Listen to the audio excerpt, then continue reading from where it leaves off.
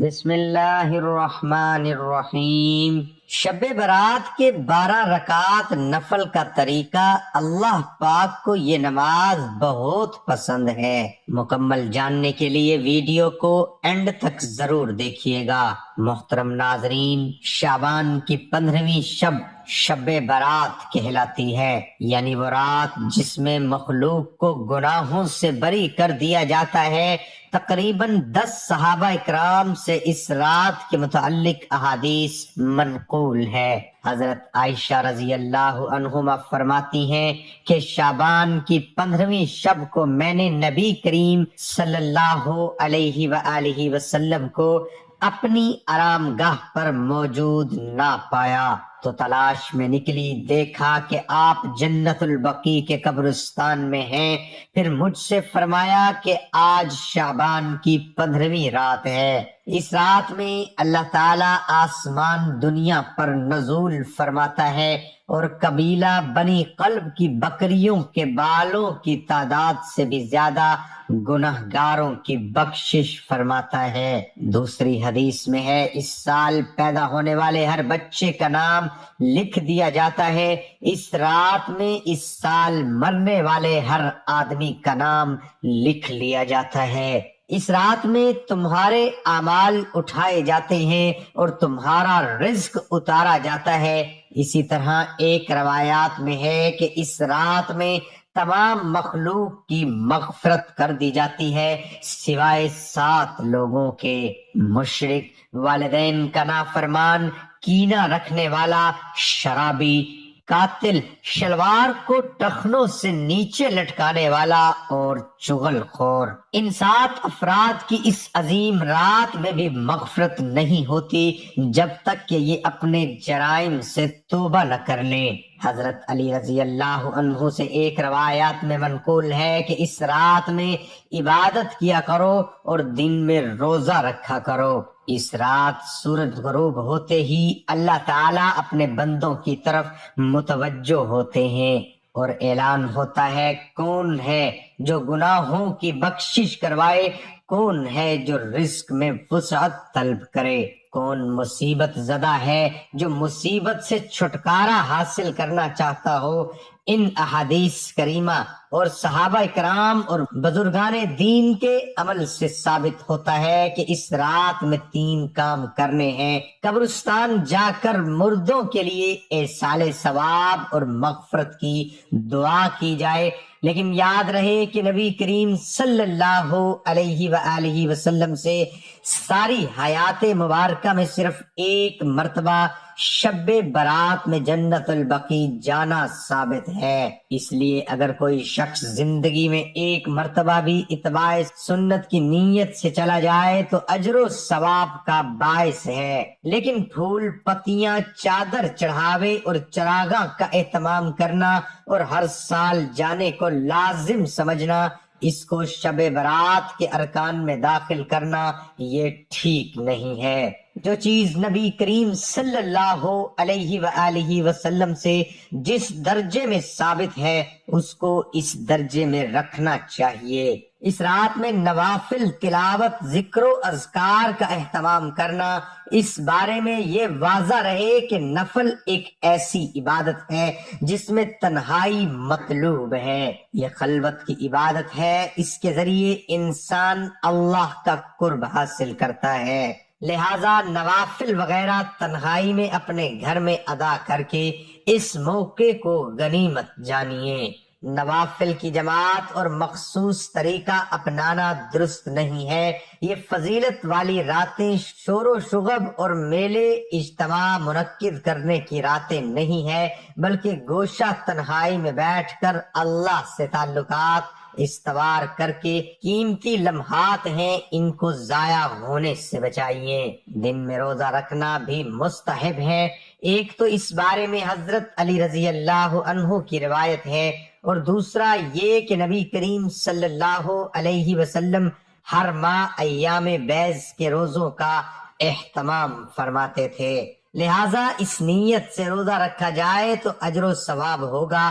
باقی اس رات میں پٹاخے بجانا، آتش بازی کرنا اور حلوے کی رسم کا اہتمام کرنا، یہ سب خرافات اور اسراف میں شامل ہیں۔ شیطان ان فضولیات میں انسان کو مشغول کر کے اللہ کی مغفرت اور عبادت سے محروم کر دینا چاہتا ہے، اور یہی شیطان کا اصل مقصد ہے۔ محترم ناظرین، شب برات جہاں ہم دیگر نوافل کا اہتمام کرتے ہیں، بہت ساری نفل نماز پڑھتے ہیں، میری آپ سے گزارش ہے کہ شب برات یہ 12 رکعت نماز نفل آپ ضرور پڑھیے گا۔ اس نماز کے پڑھنے کی بہت زیادہ فضیلت ہے، اور اللہ رب العالمین کو یہ نماز بہت زیادہ پسند ہے۔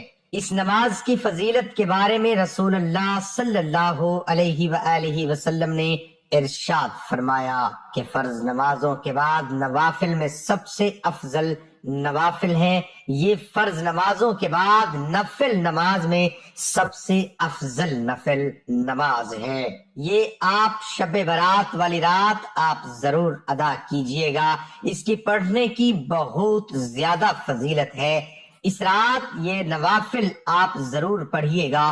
اس نماز کے پڑھنے کا طریقہ کیا ہے، نیت کیسے کریں گے، اس نماز کا وقت کب شروع ہوتا ہے، کب ختم ہوتا ہے، مکمل طریقہ آپ لوگوں کے ساتھ شیئر کرنے جا رہا ہوں۔ اس نماز کا وقت کب شروع ہوتا ہے اور کب ختم ہوتا ہے، تو اس حوالے سے جان لیجئے کہ عشاء کے فرض ادا کرنے بعد سے لے کر صبح طلوع فجر ہونے سے پہلے تک، یعنی سحری کا وقت ختم ہونے تک اس نماز کا وقت رہتا ہے۔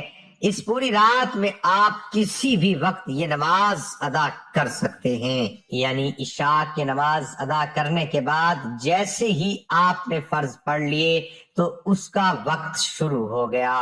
اب آپ کبھی بھی کسی بھی رات کے حصے میں اس نماز کو پڑھ سکتے ہیں۔ صبح سحری کا وقت ختم ہونے تک اس نماز کا وقت رہتا ہے، اور اس نماز کو ادا کرنے کا جو افضل وقت ہے وہ صبح سحری کا وقت ہے۔ اس وقت میں یہ نوافل ادا کیے جائیں۔ اب رہا یہ مسئلہ کہ اس نماز کے پڑھنے کا طریقہ کیا ہے، کون سی صورتیں پڑھیں گے، کوئی خاص صورتیں ہیں، ایسا بالکل نہیں ہے۔ ویسے تو اس نماز کو پڑھنے کے بہت سارے طریقے ہیں، لیکن آسان طریقہ آپ کو بتاتا چلوں۔ دو رکعت کر کے 12 رکعت پڑھیں گے آپ، یعنی 2 رکعت پڑھی پھر سلام پھیر دیا، پھر 2 رکعت کی نیت کریں گے، پھر سلام پھیریں گے، 2 رکعت کے بعد اسی طرح ہم نے 12 رکعتیں پڑھنی ہیں، اور یہ نفل نماز ہے، اور اس کے پڑھنے کا طریقہ کوئی خاص نہیں ہے۔ آپ نماز شروع کریں گے تکبیر تحریمہ کہہ کر، اللہ اکبر کہتے ہوئے ہاتھ باندھ لیں۔ سب سے پہلے ثنا پڑھیں گے، اس کے بعد پھر سورۃ فاتحہ کی تلاوت کریں، پھر جو بھی آپ کو سورت آتی ہے، جو بھی سورت آپ کو یاد ہے وہ آپ سورت تلاوت کریں۔ مثال کے طور پر آپ کو سورت کوثر یاد ہے تو آپ یہ سورت پڑھ سکتے ہیں، یا اسی طرح جو سورت اخلاص ہے اس کی بھی آپ تلاوت کر سکتے ہیں۔ جو بھی آپ کو قرآن مجید کا حصہ یاد ہے یا جو بھی سورت آپ کو آتی ہے وہ آپ تلاوت کر سکتے ہیں۔ اس کے بعد پھر رکوع کریں، رکوع سے کھڑے ہو، 1 رکعت مکمل ہو گئی، سجدہ کر لیا۔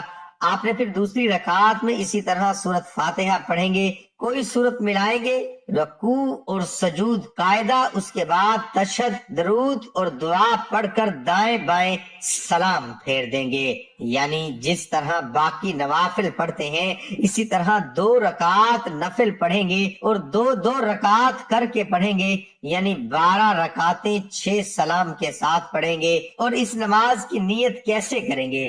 نیت دیکھیں، اصل دل کا ارادہ ہے، نیت اس طرح کریں کہ میں نے نیت کی 2 رکعت نماز نفل تہجد کے واسطے اللہ تبارک و تعالیٰ کے، منہ میرا کعبہ شریف کی طرف، یعنی یہ تہجد کے نوافل ہیں۔ تو تہجد کے نوافل کی نیت کریں گے، اگر دل میں ارادہ کر لیں تب بھی بہتر ہے، کوئی حرج نہیں۔ نیت ہو جائے گی بالکل درست ہے، لیکن اگر زبان سے الفاظ ادا کرنا چاہیں تب بھی کوئی حرج نہیں، کر سکتے ہیں، مستحب ہے۔ زبان سے نیت کے الفاظ ادا کرنا تو اس طریقے سے یہ 12 رکعتیں آپ ادا کریں۔ اس نماز کے پڑھنے کی بہت زیادہ فضیلت ہے۔ رسول اللہ صلی اللہ علیہ وآلہ وسلم نے ارشاد فرمایا، فرض نمازوں کے بعد نوافل میں سب سے افضل نوافل تہجد کے نوافل ہیں، تو اس لیے اس رات میں ان نوافل کا اہتمام بھی آپ ضرور کیجئے، اور بہتر اور افضل وقت وہ رات کا آخری حصہ ہے۔ رات کے آخری حصے میں اس نماز کو آپ ادا کریں۔ مجھے اپنی دعاؤں میں ضرور یاد رکھیے گا۔ دعا ہے کہ اللہ تعالیٰ میرا سنانا اور آپ کا سننا اپنی بارگاہ الہی میں قبول اور منظور فرمائے، آمین ثم آمین۔